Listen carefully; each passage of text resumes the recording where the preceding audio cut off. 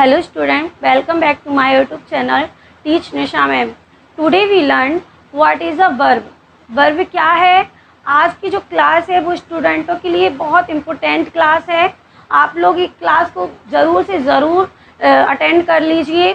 और आप लोगों ने अगर मेरी पहले की क्लास अटेंड नहीं की है नाउन प्रोनाउन एडजेक्टिव की, तो पहले उसको अटेंड कर लें ताकि आप लोगों को ये कॉन्सेप्ट अच्छे से समझ में आ जाए कि वर्ब क्या होता है।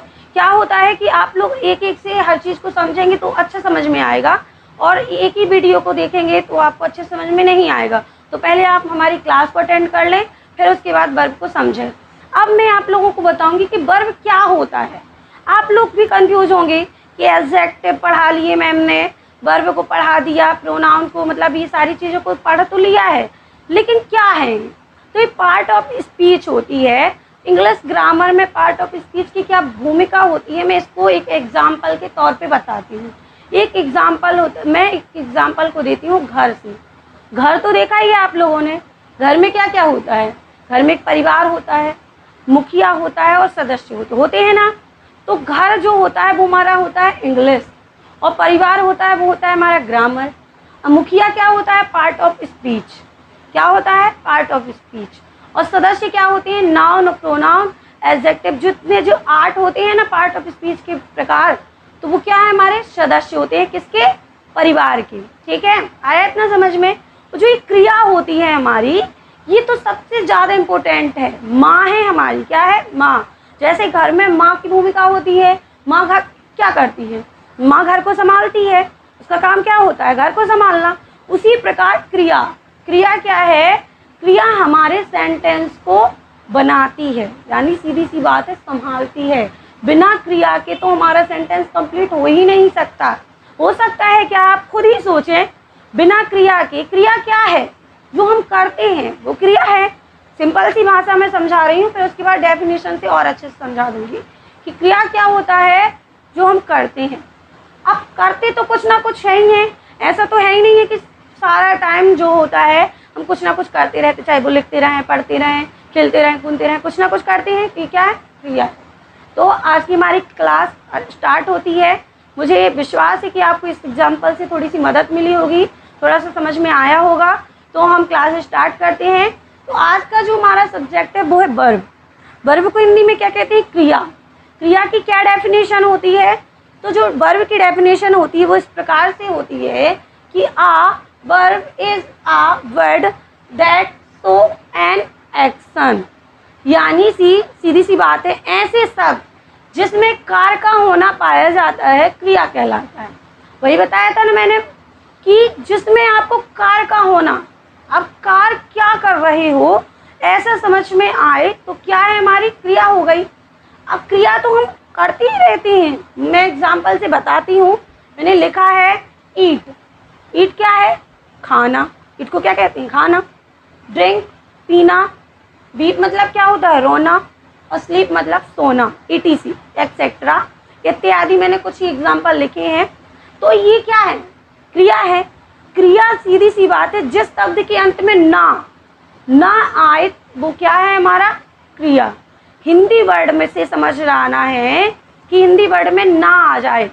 जैसे रोना, हंसना, खेलना, कूदना, खाना, पीना, सोना, उठना। आप लोग देख रहे हो ना, हिंदी वर्ड में ना आ रहा ना, तो ये क्या है? हमारा क्रिया है। आपको तो इसी से चीज़ से समझ जाना है कि जिस शब्द के अंत में ना आए तो बिल्कुल जस्ट समझ लो कि क्या है? वर्ब है। क्या है? वर्ब है।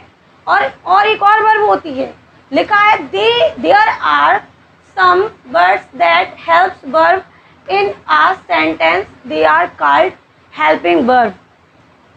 शब्दों में कुछ क्रियाएं आती हैं जिन्हें हम क्या कहते हैं? सहायक क्रिया। क्या कहते हैं? सहायक क्रिया। अब क्रिया यही बस नहीं होती, खाना पीना, रोना, उठना, बैठना। इसके अलावा जो क्रिया होती है वो हेल्पिंग वर्ब होती है। एक और क्रिया होती है, वो क्या होती है? Helping verb. हेल्पिंग वर्ब की एग्जाम्पल क्या होती है? Is, am, are, has, have, do, does. ये क्या है? क्रिया है। और ये क्रिया क्या करती हैं? सेंटेंस को बनाने में, उसको जोड़ने में मदद करती हैं। क्या करती हैं? जोड़ने में मदद करती है। जो एक सेंटेंस होता है उसको जोड़ने में जो मदद करती है वो क्या होती है? हमारी सहायक क्रिया होती है। बिना सहायक क्रिया के हमारा सेंटेंस भी कंप्लीट नहीं होगा। क्रिया तो होगी, सब्जेक्ट तो होगा, ऑब्जेक्ट होगा, लेकिन ये कंप्लीट कब होगा? जब हमारी इसके साथ हेल्पिंग वर्ब लगी होगी, तब हमारा ये सेंटेंस कंप्लीट होगा। जैसे एक एग्जांपल है, Sohan is going to market. Sohan क्या हो गया? हमारा नाउन हो गया, और नाउन क्या है? सब्जेक्ट है। इज क्या है? हेल्पिंग वर्ब है। क्या है? अभी बताया था इसे हमारा। तो इज क्या है? हमारी हेल्पिंग वर्ब है। गोइंग, गो क्या है? हमारे वर्ब है। अब मार्केट जो शब्द है वो ऑब्जेक्ट है, वो भी हमारा नाउन प्रोनाउन कहलाता है। मैंने उसको अलग तरीके से बताया था कैसे। तो ये क्या है? हमारे लग गया ना, subject plus helping verb plus verb plus object, बन गया एक सेंटेंस। कब बना? किनकी सहायता से बना? वर्ब और हेल्पिंग वर्ब, इनकी सहायता से क्या बना? एक सेंटेंस बन गया। अब सेंटेंस के जो ये वर्ब होती है, यहाँ तक तो ठीक है। अब वर्ब को कई प्रकार से भी समझते हैं, उसके कई टाइप होते हैं। वर्ब को एक टाइप से नहीं समझ सकते, वर्ब के बहुत सारे टाइप होते हैं। मैंने एक चार्ट बनाया है, आप लोग भी देख रहे हो। ये चार्ट जो बना हुआ है, इसके दो होते हैं, वर्ब के दो टाइप होते हैं। Main verb, second auxiliary verb. जो एनॉक्सियल वर्ब में आता है वो हमारा होता है फर्स्ट में प्रिंसिपल, सेकेंड में मॉडल और थर्ड में सेमी मॉडल। अब जो प्रिंसिपल में आते हैं, जो यानी मुख्य हैं, वो क्या है हमारे? Is, am, was, were, do, does, did, have, had. ये क्या है? हमारे प्रिंसिपल हैं। होती जो हेल्पिंग वर्ब, उसी को मुख्य कहते हैं, मुख्य क्रिया होती है, तो उसको हम क्या कहते हैं? प्रिंसिपल। तो ये सारे आते हैं। मॉडल आप लोग आगे की क्लास में पढ़ाएंगे, हम आपको बहुत अच्छे से समझाएंगे। अभी मैं शॉर्ट में समझा देती हूँ। मॉडल जो होते हैं वो सकना, चाहिए, ये सारी सकता है, ये सारी चीज़ हमारी मॉडल में आती है, जो सेंटेंस के लास्ट में लगता है। तो ये विल, शैल, वुड, शुड और can, may, might, must, could, ought to, ये सारे हमारे क्या है? मॉडल है। इसमें डी लगा नहीं हुआ है, मैं लगा दे रही हूँ, सॉरी। तो ठीक है, ये हमारे क्या हो गए? मॉडल हो गए। अब सेमी मॉडल। सेमी मॉडल्स में क्या आता है? Need, dare, use to. ये किस में आती है? हमारे सेमी, यानी छोटे जो मॉडल्स रूप में होते हैं।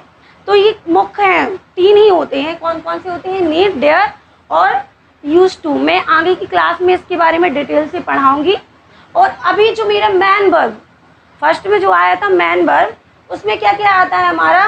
फर्स्ट में आता है regular verb, irregular verb, transitive verb, intransitive verb, finite verb, infinite verb. ये सारे हमारे मैन वर्ब में आते हैं। इनके अलग अलग टाइप होती है, इनका अलग अलग कार्य होता है। मैं अपने आगे की आने वाली वीडियो में आप लोगों को ये सारी चीज़ें पढ़ाऊंगी और बहुत अच्छी तरीके से लर्न कराऊंगी। आपको बहुत बेसिक तरीके से समझ में आ जाएगा। और मैं आशा करती हूँ कि आपको जो भी मैंने आज पढ़ाया है समझ में आया होगा। अगर आपको कोई भी डाउट है तो कमेंट कर ज़रूर बताएं। And hope you like this video and thank you so much.